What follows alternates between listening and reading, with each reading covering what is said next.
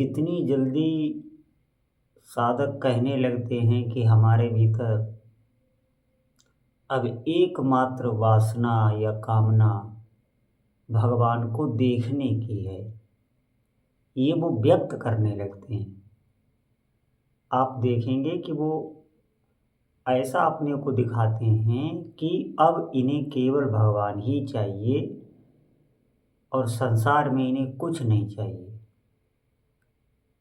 आप ध्यान दें, उनकी ऐसी स्थिति होती नहीं है, लेकिन ये मात्र एक बुद्धि में भ्रम बैठ जाता है। जब साधना ठीक से होने लगती है, थोड़ा इंद्रियों में संयम होके साधन भजन होने लगता है, तो एक उस स्फुरणा सी छोटी सी होती है प्रभु को प्राप्त करने की। लेकिन ये वो व्याकुलता नहीं है जिसे भगवत प्राप्ति होती है, जो सच्ची व्याकुलता होती है। ये साधन भजन आप ठीक से करेंगे तो ये ऐसा आएगा, लेकिन ये भ्रम होता है। इसमें आपको किसी से कहना नहीं। अगर आपने किसी से कह दिया तो वो व्याकुलता चूंकि है नहीं, वो एक मन का भ्रम ही है। तो इससे जो आपका व्याकुलता जो प्रकट होने वाली है आगे भविष्य में, तो फिर उसमें समय लग जाएगा। ये ध्यान देने योग्य बहुत बात है, क्योंकि ये हमें देखना पड़ेगा हम अपने साक्षी खुद। साधन भजन किसे कहते हैं? हमें अपना साक्षी खुद बनना पड़ेगा कि हमारे भीतर से चाह क्या है। क्या हमारे भीतर बिल्कुल काम की कोई स्फुरणा नहीं हो रही? क्योंकि साधना के अंत तक केवल काम की एक स्फुरणा मात्र होती है। जैसे जो अच्छे साधक हैं, पहुँचे हुए साधक हैं, उनका कोई काम का चिंतन नहीं बनता, मात्र स्फुरणा सी, और उसका कोई भी उनके चित्त पर कोई प्रभाव नहीं होता। क्यों? क्योंकि उनका लक्ष्य ही नहीं है वो। आप समझें, जो अच्छे नाम जापक हैं वो हमारी बात समझ रहे होंगे। काम, क्रोध, लोभ, मोह, इनसे वो ऊपर उठने लगते हैं। अभी इनसे बिल्कुल मुक्त नहीं हुए। मुक्त तो तभी हो पाएंगे जब उन्हें भगवत साक्षात्कार हो जाएगा, ठाकुर जी का साक्षात अनुभव हो जाएगा। लेकिन अभी वो इनसे ऊपर उठ रहे हैं। मात्र एक अगर भगवत प्राप्ति की इच्छा सच्चाई से हमारे चित्त में आ जाए, तो उसी से ही भोगों से वैराग्य हो जाता है। इस समस्त संसार से उस साधक को वैराग्य हो जाता है। कोई भी वस्तु व्यक्ति उसे आकर्षित नहीं कर सकता। आप समझें, अभी भगवान प्राप्त नहीं हुए, केवल भगवान के दर्शन की लालसा मात्र से ऐसा भक्त हो जाता है। तो हमें सच्चाई से चलना है, क्योंकि आप देखेंगे अगर हम अपना निरीक्षण करें तो हमें अभी भोगों में आकर्षण है, हमें अभी काम विकार है, हमें अभी क्रोध आ जाता है। कोई हमारे मान सम्मान, कोई हमारे साथ अभद्रता करे, अभद्रतापूर्ण व्यवहार करे, हमें कटु वचन कहे, तो हमें निश्चित ही क्रोध आ जाएगा। कामनाएं हमारे भीतर आती हैं, ऐसा कर लो, ऐसा कर लो, ये हो जाए, ये हो जाए। क्यों? क्योंकि अभी हमारा जगत में आकर्षण है। अभी हमसे अगर कोई भक्त ऊपर उठ रहा है और थोड़ा बहुत भी आपका राग है, तो आप देखेंगे हम उससे अभी ईर्ष्या भी करने लगते हैं। अभी वो सभी विकार हम में हैं। तो आप ये समझिए, खुद साधक को निरीक्षक इसका होना चाहिए।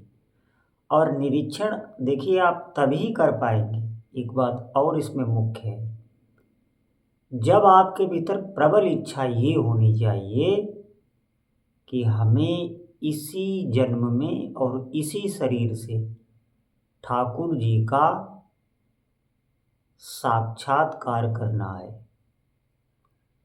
ये बात आपके भीतर बहुत दृढ़ता से बैठ जानी चाहिए। वैसे आपको कहते हुए बहुत से लोग ये मिल जाएंगे ऐसा, जिनका आपको ऐसा लगेगा कि इनका लक्ष्य ही भगवत प्राप्ति। लेकिन आप देखेंगे जिनका लक्ष्य भगवान की प्राप्ति हो जाता है तो वो कहीं भी किसी भी प्रपंच में आपको दिखाई नहीं पड़ेंगे। किसी भी जगत के झूठे व्यवहार में वो आपको फंसे हुए दिखाई नहीं पड़ेंगे। व्यवहार करेंगे तो ऐसा नहीं है कि वो व्यवहार से बिल्कुल एकांत में गुफा में चले जाएं, लेकिन वो उनको देखने मात्र से पता चल जाता है कि ये राग युक्त कर रहे हैं कि राग मुक्त कर रहे हैं। अच्छे साधक को ये समझ में आ जाता है। तो जिनका लक्ष्य भगवान की प्राप्ति हो जाता है उनका भजन छूटता नहीं है। ऐसे आप समझिए जैसे मरने वाले को कोई औषधि मिल जाए कि इस औषधि से आप बच सकते हैं, तो जैसी उस औषधि के प्रति उसकी निष्ठा हो जाती है, जितनी श्रद्धा हो जाती है, उससे कई गुना ज़्यादा उस साधक की भगवान के नाम में हो जाती है। क्योंकि भगवान को प्राप्त करने का उसका उद्देश्य है और कोई जगत का उद्देश्य नहीं है। इसीलिए सत्संग की बातें भी उसे चुभेगी। मन का कोई विकार भी उसे बहुत बड़ा लगेगा। अपने भीतर कोई छोटी सी छोटी गलती उसे बहुत बड़ी करके लगेगी और इसीलिए बार बार वो प्रभु के आगे, ठाकुर जी के आगे रोता है, अपने भजन को बढ़ाने में लगा रहता है। छोटी सी भी अपनी गलती कोई वो बहुत बड़ी करके देखता है और दूसरे से उसे कोई अधिक मतलब नहीं रहता। आप में चाहे गुण हो चाहे दोष हो, ना तो आपकी वो निंदा करेगा, ना तो आपके ऐसे वचन बोलेगा जिससे आप भी भ्रष्ट हो जाएं, आपकी बहुत बड़ाई भी नहीं करेगा। वो सिर्फ अपना मार्ग ही देखता है। अपने मार्ग में चलने की बहुत कठोरता से वो कोशिश करता है। जिनका लक्ष्य बन गया है भगवान की प्राप्ति, ऐसा नहीं है कि वो आलस में अपना समय व्यतीत करता हो। एक एक क्षण उस साधक को बहुत ही कीमती लगने लगता है। तो ठाकुर जी हम पर कृपा करें कि हमारा भी यही लक्ष्य हो जाए। ये ध्यान रखें। ये आएगा तभी जब हम अधिक से अधिक नाम जप करेंगे और महापुरुषों का सत्संग सुनेंगे। महापुरुषों का सत्संग जो भगवान में लगे हुए हैं, जो भगवान को छोड़कर और कुछ जानते नहीं, संसारिक प्रपंच से जो दूर हैं, ऐसे महापुरुषों का सत्संग और वो हमें मिल रहा है। हमारे जैसे हम आप ये न सोचें कि हम अपने लिए कह रहे हैं। अरे हम तो उन महापुरुषों की जूठन वो भी आपको ठीक से बता नहीं पा रहे, ऐसे समझें आप। महापुरुषों का मतलब है हमारे पूज्य प्रेमानंद जी महाराज, हमारे पूज्य मलुक पीठ वाले महाराज, हमारे पूज्य श्री विनोद बाबा, हमारे पूज्य श्री रमेश बाबा, श्री रमण रेती वाले महाराज, श्री गौरी लाल कुंज वाले महाराज, और भी कई महापुरुष हैं जो गुप्त हैं। तो इनकी शरण में जाना, इनके वचनों को आप यथार्थ लें। आप ये न समझें, थोड़ी सी भी कमी आप किसी भी महापुरुष में देखें ही ना, नहीं तो आपका साधन भजन बंद हो जाएगा। आप निश्चित समझें। ये जो हमें निराशा लगती है इसका मुख्य कारण यही है कि महापुरुषों में भगवत बुद्धि हम नहीं कर पाते। और अगर आप कर ले जाएं और पूर्णता अपने चित्त को इनमें समर्पित कर दें, भले ही आप इनसे मिलने कभी न जाएं, आप इनसे मिलने कभी न जाएं, कोई प्रश्न ना पूछने जाएं, इनके पीछे ना पड़ें, आप इनकी बात मान लें और अपने चित्त को समर्पित कर दें इनके वचनों में, तो आप देखेंगे कुछ ही समय में आपको दिव्य दिव्य अनुभव होने लगेंगे। आप सच मानिए, मेरा अनुभव है, मेरा विश्वास है और दृढ़ निष्ठा है। क्योंकि जब भी कोई महापुरुष होता है तो माया कुछ ऐसा जाल भी रच देती है कि आप उनको समझ नहीं पाएंगे। जिन पर विशेष श्री जी की कृपा होगी वही समझ पाएंगे और वो निकल भी जाएंगे।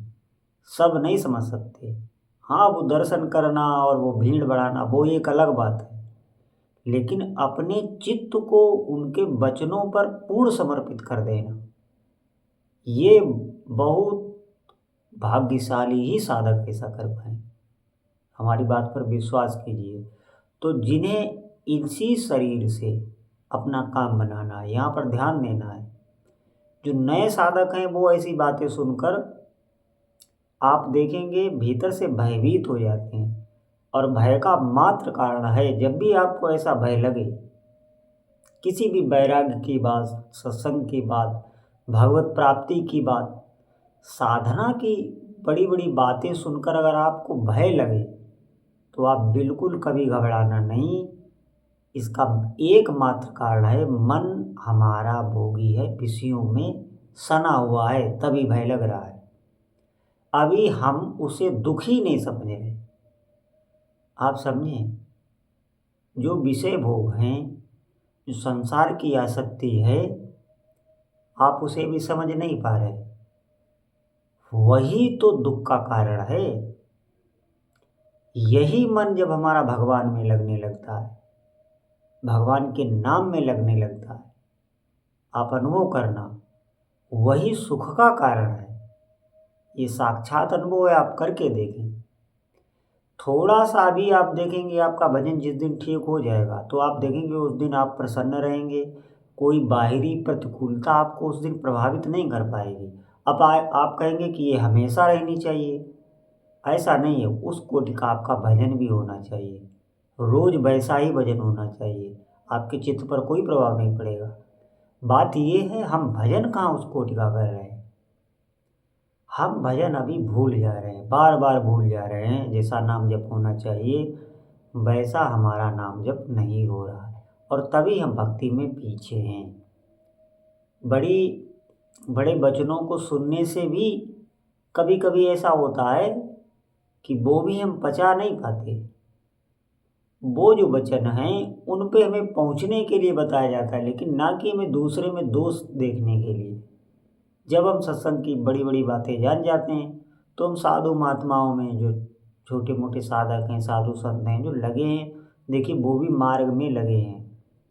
आपको श्रद्धा करनी होगी, भले आप व्यवहार ना करें तो आपके साथ कोई हानि नहीं होगी, आप बचे रहेंगे।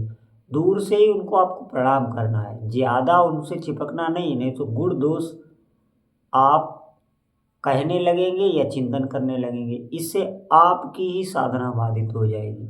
क्योंकि ठाकुर जी का मार्ग बहुत ही पवित्र है, ये ध्यान रखना। जितनी हृदय में पवित्रता आती चली जाएगी उतना आपकी श्रद्धा बढ़ेगी और उसका प्रभाव और लोगों पर होगा। आप बहुत प्रसन्न होंगे। आप निश्चित मानिए, स्वप्न में कोई भी दुख छू नहीं सकता जो बहुत ही श्रद्धावान है। तो इन सब बातों को हमें समझना होगा और इनका मूल भजन ही है। देखिए, जब तक आप भजन नहीं करेंगे तो सत्संग मात्र एक वाणी का और श्रवण का, कानों का, केवल एक व्यसन बन जाएगा बस, और जीवन में कोई बदलाव आ नहीं पाएगा जब तक आप नाम जप नहीं करेंगे। आप निश्चित समझें, तो जितने साधक सुन रहे हैं आज से ही अधिक से अधिक भगवान का नाम जप करें। बोलो जय जय श्री सीताराम।